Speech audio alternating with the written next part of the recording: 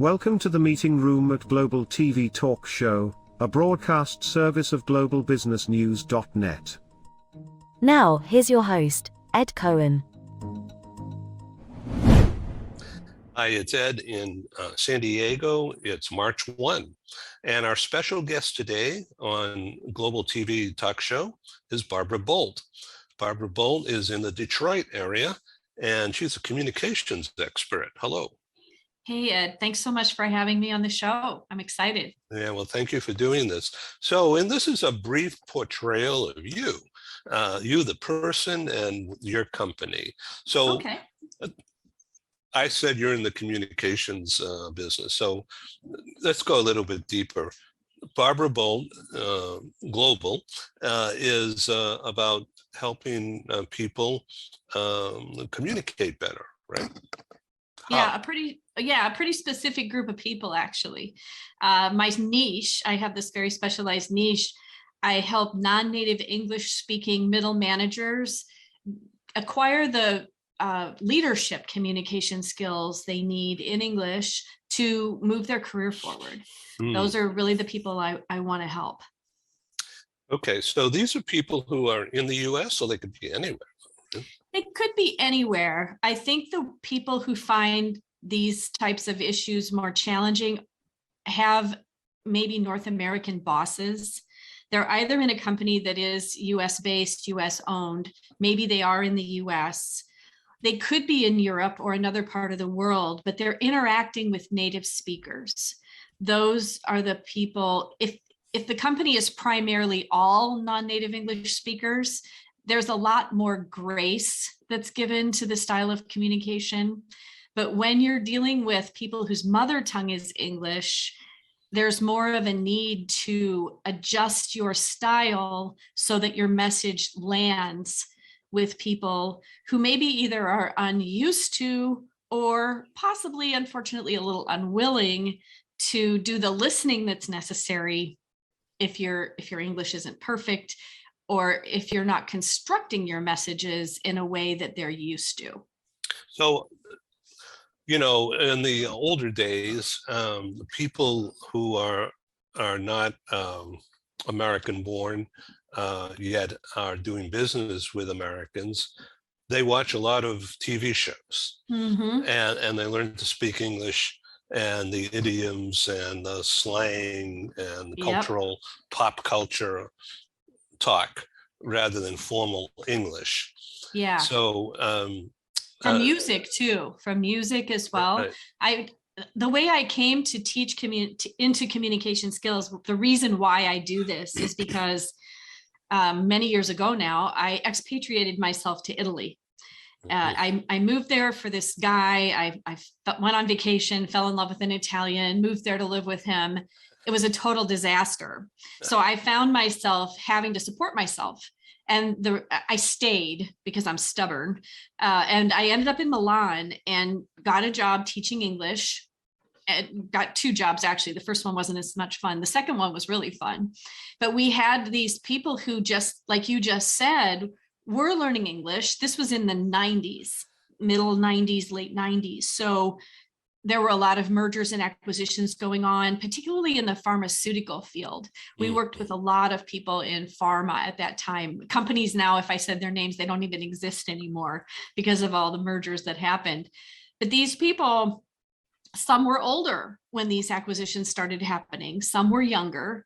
The younger ones often learned English a little more quickly and a little faster. Some of the people who were further on in their career when these mergers happened really had a tough time because their minds were not as facile, I guess you could say, or as flexible.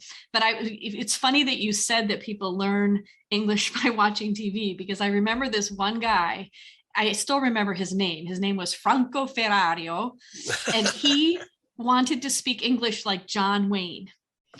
And he had watched John Wayne movies. And he did sound like John Wayne, no matter what he said. It could have been about, the corporate report or something. Oh, partner. It was so funny. But that was his passion.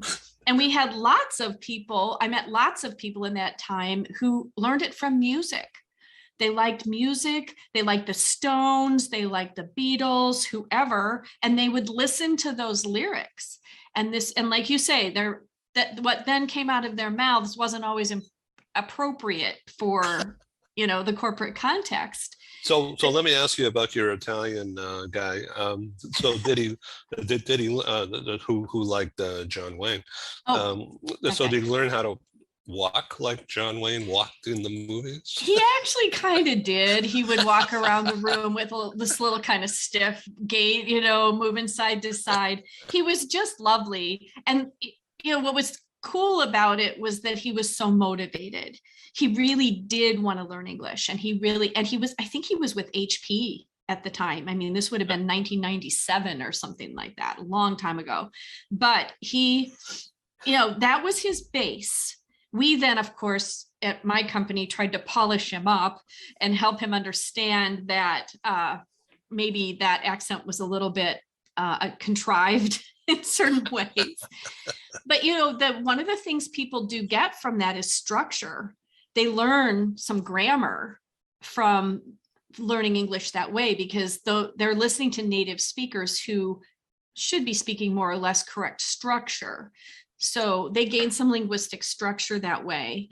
And at a certain level, you just have to say, well, whatever works, just do it, because whatever's going to float your boat in a way is.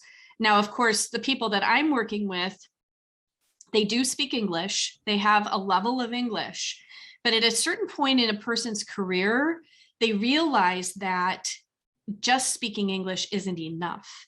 They have to learn how to persuade is what they really have to do.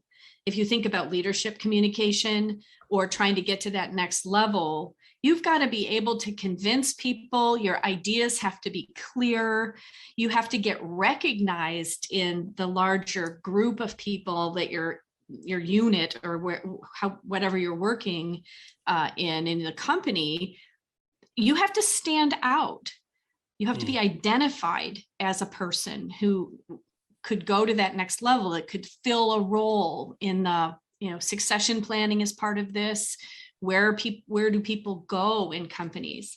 And I've had some conversations with HR people who say, oh yes, absolutely. We see people who are technically very prepared, very good at the technical knowledge that they have, but their block is their ability to communicate effectively. So those are the people that I can really help. So in this bit here, we'll call it getting to know Barbara Boldt and what she does for a living. I think that's cool. So do you do this in person at all, or is it all on Zoom? Right now, of course, it's all been on Zoom. And one of the things that the pandemic really taught me is that Zoom works very well. Yep. I think the point at which in-person is better is delivery. When someone really needs help with their delivery skills, like I'm doing delivery right now, I'm using my hands, my voice, the body language and the stand-up delivery skills are better taught in person. But anything related to structure, clarity, straightening out language issues, some of my clients, sometimes it's the fact that they've just gotten into bad habits. People have just put up with the way they speak English, and it isn't very correct. They don't have the words in the right place in the sentence, but people have been willing to figure out what they mean. So that kind of work, when I'm trying to get them to speak more correctly, because correct is clear, we can do that online. That works quite well. One of the exercises I often do is iterating one presentation. We just take this presentation, we tear it apart. It's often one they've already created, because I don't want to worry about creating content at the beginning. I really want to focus on these linguistic issues, structural issues. So we just take this presentation they've already given, we tear it apart, we put it back together in correct structure, and we practice and practice and practice. And they get recorded, and then we go back and tear the recording apart. But that kind of work, it's easy on Zoom. Yeah, it's very practical. So when you say iteration, that's a big fancy word for something else, right? It just means to do it over and over and over. Okay. Yeah. All right. I just want to make sure that our international audience gets it. Sure. Got it. Yeah. All right. We just like this client that I'm working with right now, in the early part of her work with me, we iterated a presentation about 5 times. And by the end, it was a lot more clear and a lot more effective as a presentation than it had been when we started. And she was also better at making clear sentences, not putting in extra words. She's Mexican, so her mother tongue is Spanish. Mm-hmm. And one of the things she realized was that she was putting little extra words at the end of sentences that didn't add any meaning. She'd say blah, blah, blah, like that kind of stuff. Or she'd just add these little words. And she heard herself doing it on the video. And she's like, oh my gosh, yeah, why am I doing that? But, that's the first step. That's why we watch video, and that's why we listen, because the client has to gain the awareness of what needs to be changed. Yeah, and this camera, this little green thing there, you can't hide from it. No, you can't. Oh, you can turn around, but I'll leave the room. You can put a bag over your head. You can put tape over it. Yeah, exactly. And so video, I've always used video also in person, but when you use it in person, it's a lot more clunky. You have to watch it back on something, but Zoom is ideal. We just record, I download the video, I send it to them, they watch it, I watch it. So virtual, I honestly can work with people from anywhere because virtual works. This is great. Thank you for this brief get to know you. So Barbara Boldt, you see the name right over here on the screen. So look it up on LinkedIn. And what's the website? www.boltglobal.com. That's my website. BOLDT. Yeah, it's a good German spelling. and you're in the Detroit area. Yes, I'm just outside Detroit. Yeah. Okay. Well, thanks for being on Global TV, and we'll see you on Friday in this special program we're doing to discuss geopolitics and the impact today on business and talent management worldwide. Thanks, Barbara Boldt. Thank you for being here. Thank you, Ed. Thanks so much. Take care. Have a good day. You too. Bye-bye. Bye-bye. Thank you.